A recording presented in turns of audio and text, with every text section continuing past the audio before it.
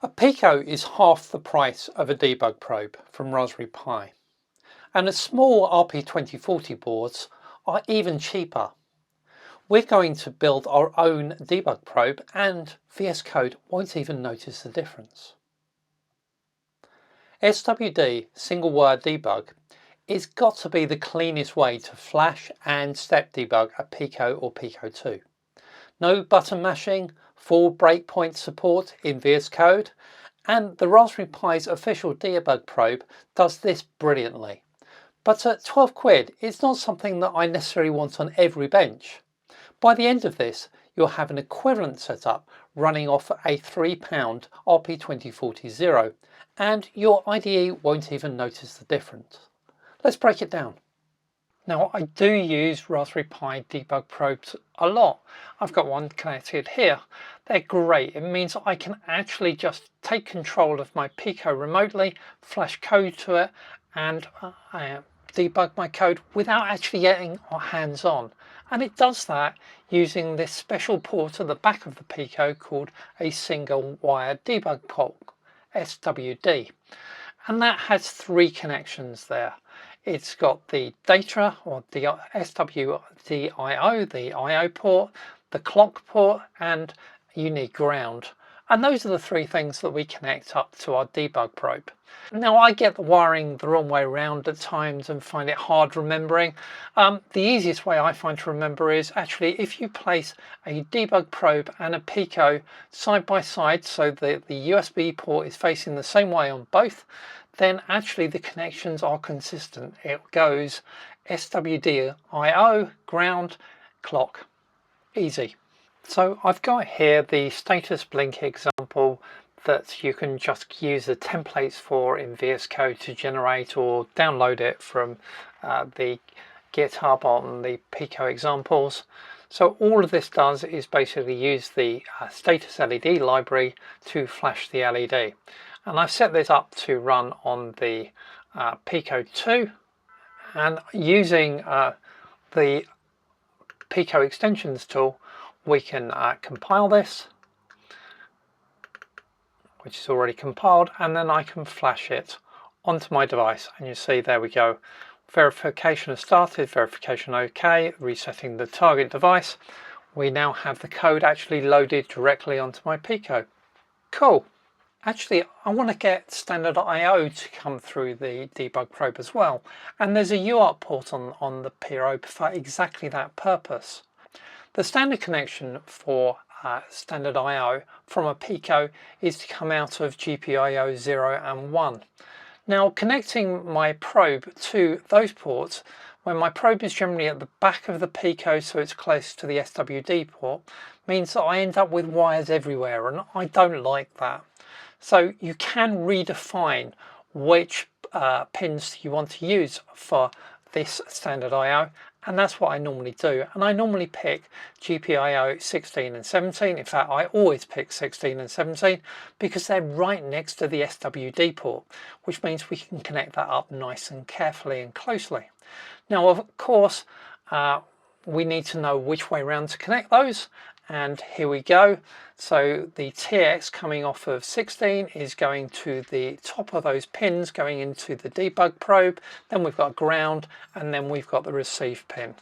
So all in all, that should look something like this. Yes, it looks always a mess. It should now allow us to extend our code and get some data over standard I/O over UART and pick that up in VS Code. Now, for me to get standard I/O out, I'm going to have to turn some of it on for our Pico, and I'm going to turn it off for USB, mainly because I don't want actually the additional load on the Pico of running the USB port in this example, and I'm going to turn it on for UART. And I'm going to then redefine which ports it's using for that standard I/O or UART 0, and I'm going to move that to pins 16 and 17, and I do that by just using this definition here. That means that then I can extend my code so that we actually initialize standard I/O, and then every time around the loop as we flash, we can tell that the status is on and then the status is off. So let's make sure this is compiled up. Yep, we are good, I think. And then we can reflash it onto our Pico. Verification OK, and then we can go into our serial monitor. We pick our Pico device and we can start monitoring.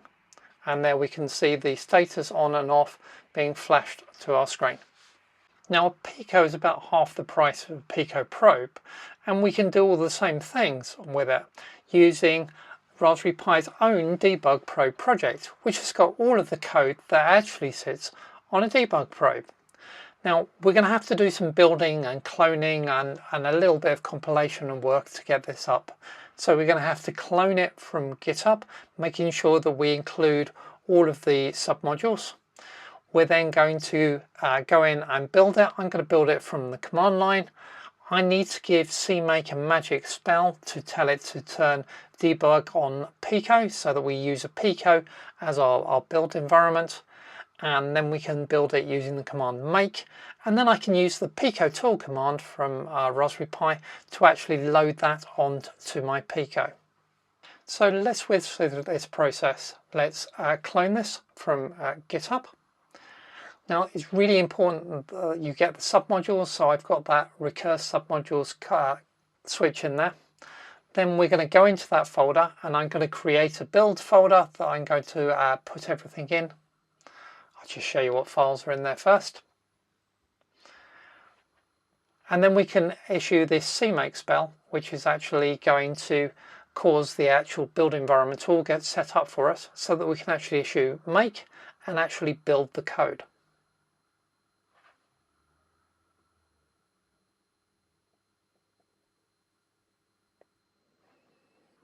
And finally, I'll use Pico tool to load this onto my Pico.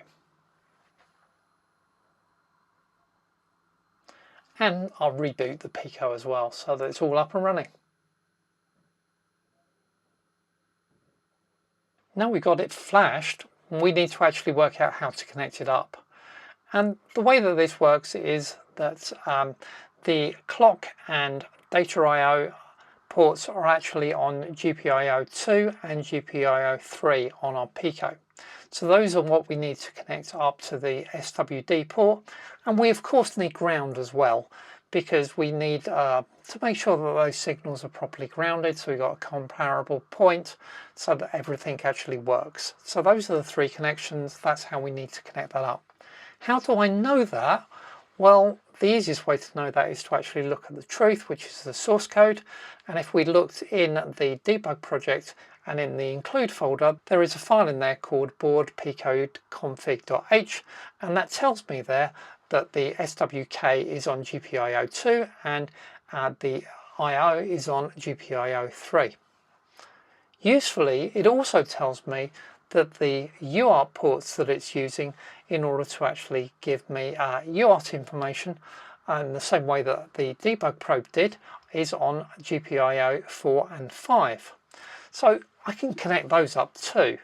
Now, if you know the Pico layout, you'll realize that we are connecting an RX to a TX and a TX to an RX and crossing those in the connections, but that's exactly what we should be doing. So that feels absolutely right. So using the world's shortest jumper cables, which I only just managed to stretch across that, we can actually connect that up like this, and then we can test it out. So with a Pico connected up running as the debug probe, actually we can't tell any difference. It all is just seamless, and the VS Code just thinks this is a debug probe, even though it's actually just a Pico acting as a debug probe.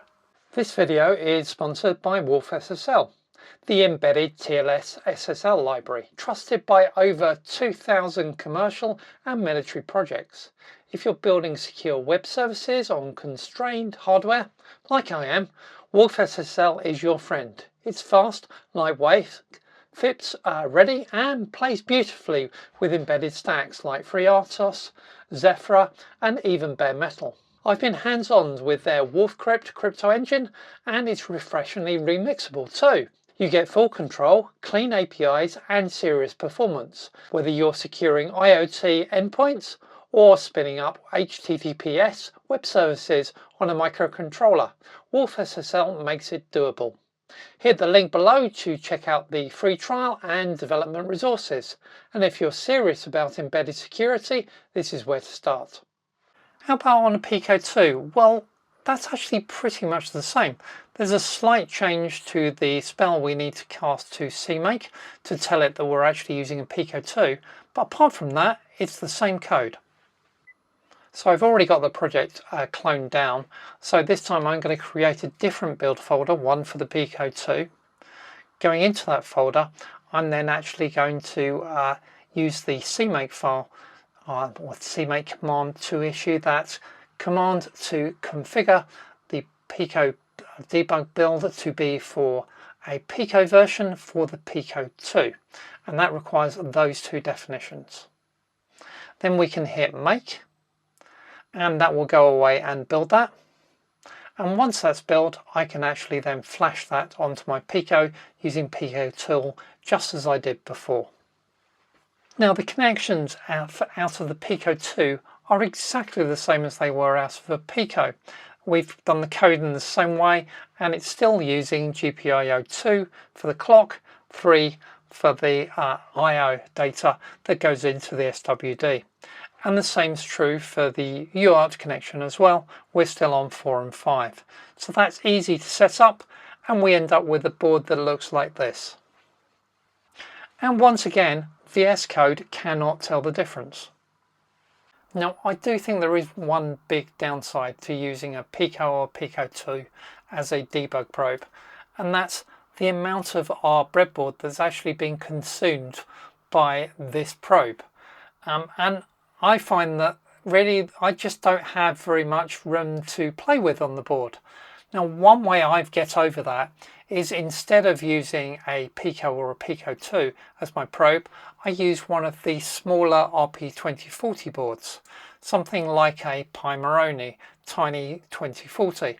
Now that reduces the number of pins and number of rows I'm using on my breadboard by more than half, and makes it actually much more viable for me to use it.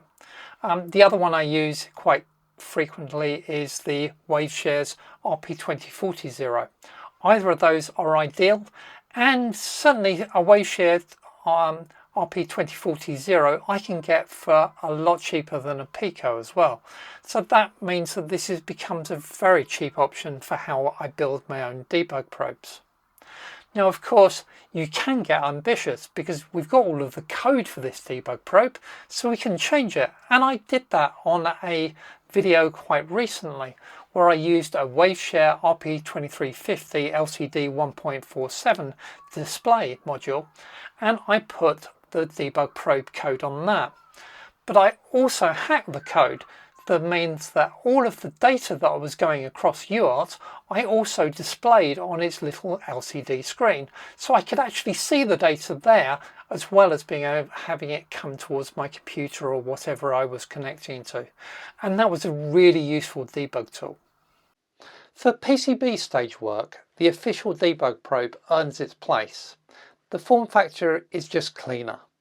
But for breadboard prototyping, well, an RP2040 is what lives on my bench.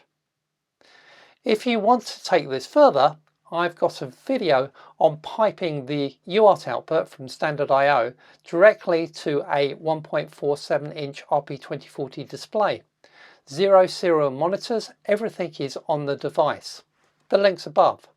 And if this saves you time, the Super Thanks button is the best way to fuel more of these tutorials, and gets us one step closer to open source in San Francisco too. See you in the next video.